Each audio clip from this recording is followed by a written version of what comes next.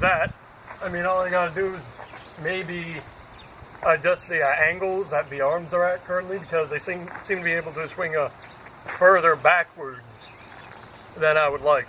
I want to get more of a further forward swing motion, so they actually punch, forward and maybe even manage to get like right here.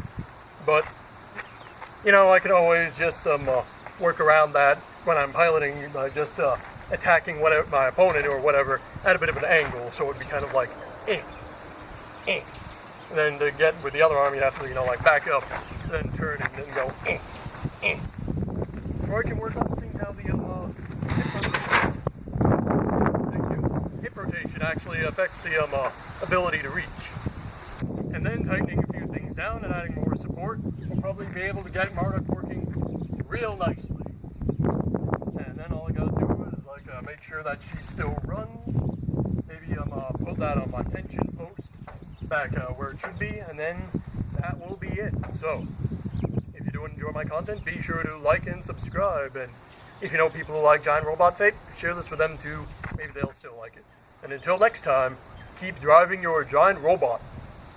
Bye-bye.